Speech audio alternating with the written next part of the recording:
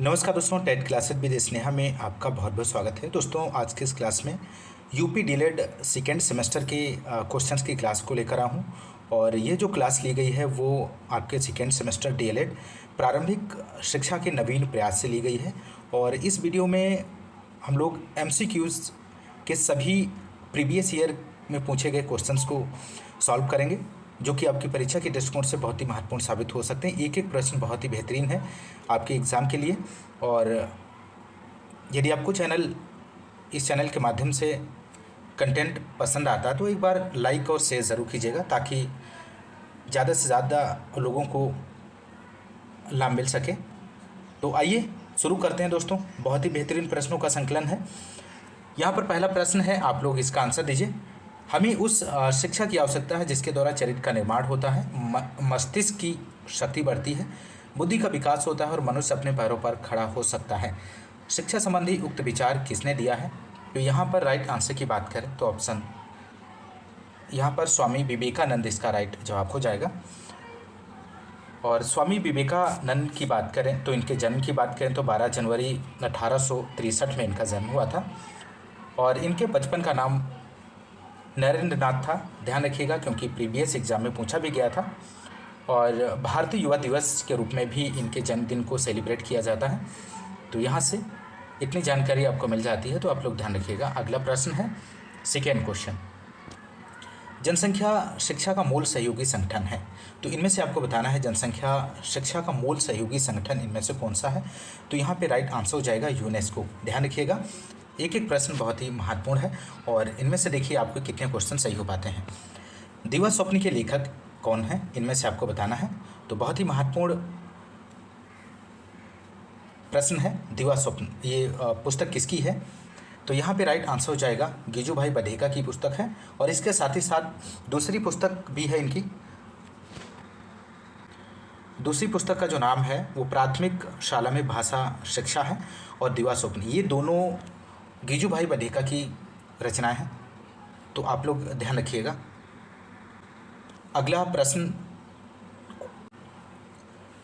Question number 4 है, पाली भाषा शिक्षा का माध्यम थी। तो पाली भाषा इनमें से बताना है। तो राइट आंसर हो जाएगा बौद्धकालीन शिक्षा, यहाँ पर राइट जवाब बनेगा। बौद्धकालीन शिक्षा में शिक्षा का जो माध्यम था वो पाली भाषा था। और बौद्ध काल में शिक्षा जो प्रारंभ होती थी उसके लिए प्रवज्जा संस्कार होता था, आप लोग ध्यान रखिएगा। और शिक्षा की समाप्ति पर 20 वर्ष के बाद उपसमता संस्कार होता था। अगला प्रश्न है 5 क्वेश्चन, मुदालियर आयोग संबंधित है। तो मुदालियर आयोग आपको बताना है इनमें से किससे संबंधित है। तो मुदालियर आयोग जो है माध्यमिक एजुकेशन से संबंधित है। माध्यमिक एजुकेशन की बात करें तो 1952 में इसका सही आंसर हो जाएगा। ध्यान रखिएगा, माध्यमिक शिक्षा आयोग का गठन 1952 में हुआ था। अगला जो प्रश्न है ये रहा आपकी स्क्रीन पर 6 क्वेश्चन नंबर, सच्ची शिक्षा वह है जो व्यक्ति के अंदर से प्रस्फुटित होती है या अंतर्निहित शक्तियों की अभिव्यक्ति है। तो ये कथन आपको बताना है किसका दिया गया है, बहुत ही महत्वपूर्ण कथन है। तो यहाँ पे राइट आंसर हो जाएगा ऑप्शन यहाँ पर रूसो सही जवाब बनेगा। सच्ची शिक्षा वह है जो व्यक्ति के अंदर से प्रस्फुटित होती है और यह अंतर्निहित शक्तियों की अभिव्यक्ति है। तो रूसो का कथन है, बहुत ही महत्वपूर्ण है। और रूसो की पुस्तकों की बात करें तो सबसे महत्वपूर्ण पुस्तक है जो बार बार एग्जाम में पूछी गई है अभी तक, वो एमिल है। ध्यान रखिएगा, एमिल और सोशल कॉन्ट्रैक्ट, ध्यान रखिएगा, एमिल के साथ साथ सोशल कॉन्ट्रैक्ट। अगला प्रश्न 7 क्वेश्चन नंबर है, आधुनिक शिक्षा का जन्मदाता माना जाता है। तो आधुनिक शिक्षा का जन्मदाता किसे माना जाता है? बहुत ही बेहतरीन प्रश्न है। तो यहाँ पे राइट आंसर हो जाएगा चार्ल्स ग्रांट को आधुनिक शिक्षा का जन्मदाता माना जाता है। अगला प्रश्न ये रहा आपकी स्क्रीन पर क्वेश्चन नंबर 8, किंडरगार्टन से अभिप्राय है। तो किंडरगार्टन आपको बताना है यहाँ पर। तो किंडरगार्टन यहाँ पे राइट आंसर हो जाएगा बाल उद्यान, इसका सही आंसर होगा। अगला प्रश्न है, गिजुभाई शिक्षा को मानते थे। तो गिजुभाई के अनुसार आपको बताना है यहाँ पर। तो इसका राइट आंसर जो हो जाएगा बाल केंद्रित, गिजुभाई के अनुसार जो एजुकेशन है वो बाल केंद्रित शिक्षा है। अगला क्वेश्चन है क्वेश्चन नंबर 10, महिला समाख्या योजना कब से लागू हुई है? तो महिला समाख्या योजना की बात करें तो 1989 में लागू की गई थी। अगला प्रश्न है, मूल्य वह है जो मानव इच्छाओं की तुष्टि कर सके, यह कथन किसका है? तो यहाँ पर आपको राइट आंसर देना है। तो इसका राइट जो आंसर हो जाएगा ऑप्शन द अर्बन, यहाँ पर सही जवाब हो जाएगा। अर्बन की डेफिनेशन है और इन्होंने कहा कि मूल्य वह है जो मानव इच्छाओं की तुष्टि कर सके। अगला प्रश्न 12, सूक्ष्म ऊर्जा संसाधन है, तो इनमें से कौन सा सूक्ष्म ऊर्जा संसाधन के अंतर्गत आता है? तो राइट आंसर हो जाएगा सौर ऊर्जा। अगला प्रश्न, भारतीय संविधान के किस अनुच्छेद के अंतर्गत 6 से 14 वर्ष के बच्चों को निःशुल्क एवं अनिवार्य शिक्षा का अधिकार प्राप्त है? तो राइट आंसर हो जाएगा ऑप्शन ए, अनुच्छेद 21 का इसका राइट आंसर बनेगा। अगला प्रश्न है, आदर्शवाद के अनुसार शिक्षा का उद्देश्य है, तो आदर्शवाद के अनुसार जो शिक्षा का उद्देश्य है वो आत्मानुभूति करना। अगला प्रश्न है, प्रकृतिवाद किस प्रकार के अनुशासन की बात करता है? तो प्रकृतिवाद किस प्रकार के अनुशासन की बात करता है? तो राइट आंसर हो जाएगा मुक्त्यात्मक अनुशासन की बात करता है। तो यहाँ पर प्रकृतिवाद के जनक की बात करें तो प्रकृतिवाद के जनक रूसो को माना जाता है और रूसो का जन्म 28 जून, ध्यान रखिएगा 28 जून 1712 को जिनेवा शहर में हुआ था। तो और इनकी पुस्तकों की बात करें तो Emile, social contract, progress of art and science प्रमुख पुस्तकें हैं। और इसके साथ साथ इन्होंने एक महत्वपूर्ण नारा दिया था, प्रकृति की ओर लौटो, और इसके समर्थक प्रकृतिवाद के समर्थक हैं ये रूसो। ध्यान रखिएगा, बहुत ही महत्वपूर्ण जानकारी है और इनके कुछ कथन भी हैं जो बहुत महत्वपूर्ण हैं, जो आपको ध्यान में रखना है एग्जाम के दृष्टिकोण से। इन्होंने कहा था कि मनुष्य स्वतंत्र पैदा हुआ है पर हर जगह जंजीरों में जकड़ा हुआ है, और बालक एक पहेली है जिसे शिक्षक आजीवन पढ़ेगा। और इन्होंने डिफिनेशन भी दी, सच्ची शिक्षा वह है जो व्यक्ति के अंदर से प्रस्फुटित होती है। तो बहुत ही महत्वपूर्ण कथन है, इन्हें आप ध्यान रखिएगा। और इसके साथ ही साथ इन्होंने निषेधात्मक एजुकेशन भी दी और उसमें इन्होंने कहा कि प्रचलित व्यवहार से बिल्कुल उल्टा करो और तुम सदैव ठीक करोगे। और मैं निषेधात्मक शिक्षा उसे कहता हूँ जो समय के पहले ही मस्तिष्क को प्रौढ़ बनाना चाहती है। तो रूसो बालक को शिक्षा का केंद्र माना है और रूसो का मानना था कि शिक्षक को बालक की क्रियाओं में बाधक न होकर के सहायक होना चाहिए। तो बहुत ही महत्वपूर्ण जानकारी यहाँ से आपको मिल जाती है प्रकृतिवाद से संबंधित। तो ध्यान रखिएगा। अगला प्रश्न ये रहा आपकी स्क्रीन पर, शिक्षा एक त्रिमुखी प्रक्रिया है, यह कथन किसका है? बहुत ही महत्वपूर्ण प्रश्न है। तो यहाँ पर राइट आंसर हो जाएगा ऑप्शन ए, जॉन डीवी। शिक्षा एक त्रिमुखी प्रक्रिया है, ये बात जॉन डीवी ने कही थी, और शिक्षा एक द्विमुखी प्रक्रिया है, एडम्स ने कहा था। अगला प्रश्न है सेकेंड क्वेश्चन नंबर, शिक्षा का प्रमुख उद्देश्य है। तो शिक्षा का प्रमुख उद्देश्य जो है सर्वांगीण विकास करना। सर्वांगीण विकास का मतलब होता है सभी अंगों का विकास करना, चाहे वो शारीरिक विकास हो, चाहे मानसिक विकास हो, चाहे सामाजिक हो। ये सभी जो विकास होते हैं वो एक दूसरे से कोरिलेट होते हैं। अगला प्रश्न है क्वेश्चन नंबर थर्ड, प्रश्नोत्तर विधि के जनक इनमें से कौन है? तो प्रश्नोत्तर विधि के जनक की बात करें तो यहाँ पर राइट आंसर हो जाएगा सुकरात। अगला प्रश्न, शिक्षण को रोचक एवं प्रभावशाली बना देती है। तो इनमें से आपको बताना है शिक्षण को रोचक एवं प्रभावशाली इनमें से कौन सा ऑप्शन सही है? तो राइट आंसर हो जाएगा शिक्षण में प्रयुक्त युक्तियाँ जो हैं शिक्षण को रोचक एवं प्रभावशाली बना देती हैं, और इससे जो शिक्षण होता है बहुत ही इफेक्टिव तरीके से होता है और बच्चों को बहुत ही आसानी से कॉन्सेप्ट क्लियर हो जाता है।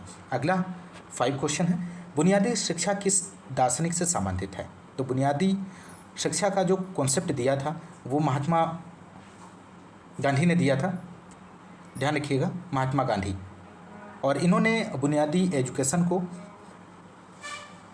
1937 में वर्धा योजना के नाम से जाना जाता है, इस पॉइंट को भी ध्यान रखिएगा। वर्धा शिक्षा सम्मेलन या बेसिक शिक्षा प्रणाली या बुनियादी शिक्षा के नाम से जाना जाता है, और 22 से 23 अक्टूबर 1937 को इस योजना की घोषणा की थी। अगला प्रश्न 6 क्वेश्चन नंबर, विश्व जल दिवस कब मनाया जाता है? तो विश्व जल दिवस आपको बताना है यहाँ पर कब मनाया जाता है। तो राइट आंसर हो जाएगा 22 मार्च को विश्व जल दिवस मनाया जाता है। और विश्व पृथ्वी दिवस की बात करें तो 22 अप्रैल को विश्व पृथ्वी दिवस मनाया जाता है। तो दोनों क्वेश्चंस को आप लोग ध्यान रखिएगा, परीक्षा के दृष्टिकोण से बहुत ही महत्वपूर्ण है। एक एक प्रश्न। अगला प्रश्न है, पाठशाला को एक बाग, शिशु को पौधा व शिक्षक को माली किसने कहा है? तो यहाँ पर 7 का आंसर आप लोग दीजिए। तो राइट आंसर हो जाएगा फ्रोबेल, यहाँ पर राइट जवाब बनेगा दोस्तों। अगला प्रश्न है 8 क्वेश्चन नंबर, दिवा स्वप्न नामक पुस्तक के रचनाकार हैं। तो ये प्रश्न का आंसर ऑलरेडी मैं आपको शेयर कर चुका हूँ। तो यहाँ पे जो इसका राइट आंसर हो जाएगा गिजुभाई बधेका। अगला प्रश्न है, घर पर दी जाने वाली एजुकेशन क्या कहलाती है? तो घर पर दी जाने वाली एजुकेशन अनौपचारिक एजुकेशन होती है। अगला क्वेश्चन नंबर 10 है यहाँ पे दोस्तों, प्रत्येक वस्तु जो प्राकृतिक है अच्छी है परंतु मनुष्य के हाथों में खराब हो जाती है। तो यहाँ पर आपको बताना ये किसका कथन है? तो इसका राइट आंसर हो जाएगा ऑप्शन सा, रूसो का कथन है। रूसो ने कहा था कि प्रत्येक वस्तु जो प्राकृतिक है अच्छी है परंतु मनुष्य के हाथों में खराब हो जाती है, ये रूसो का कथन है। अगला क्वेश्चन, प्रोजेक्ट पद्धति किस दर्शन की प्रमुख विधि मानी जाती है? तो प्रोजेक्ट पद्धति की बात करें तो प्रयोजनवाद यहाँ पर सही आंसर हो जाएगा।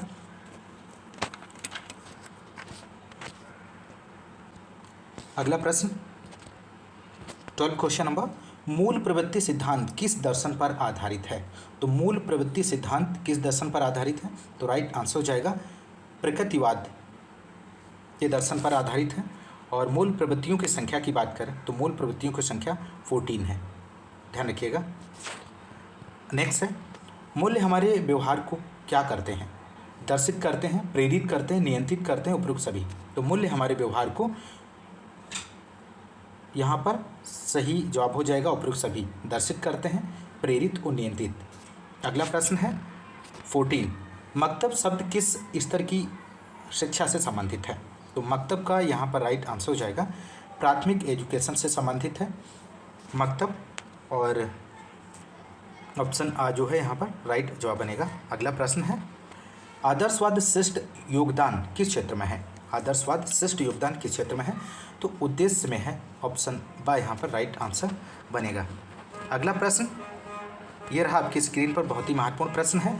एमिल पुस्तक के लेखक हैं, तो एमिल पुस्तक के जो लेखक हैं वो रूसो हैं, ध्यान रखिएगा। अगला जो प्रश्न है, आदर्शवादी शिक्षा शास्त्री नहीं है, तो इनमें से आपको बताना है आदर्शवादी शिक्षा शास्त्री कौन नहीं है? तो राइट आंसर हो जाएगा मारिया मॉन्टेसरी, यहाँ पर राइट जवाब हो जाएगा। अगला प्रश्न है, शिक्षा विकास है एवं विकास करना तथा अभिवृद्धि करना ही जीवन है, यह कथन किसका है? तो राइट आंसर हो जाएगा जॉन डीबी का कथन है, यहाँ पर राइट आंसर बनेगा। अगला प्रश्न है, शिक्षा प्राप्त करने के लिए प्रविज्ञा संस्कार होता था, तो प्रविज्ञा संस्कार आपको बताना है। तो प्रविज्ञा जो संस्कार है वो बौद्धकालीन शिक्षा पद्धति में प्रविज्ञा संस्कार होता था।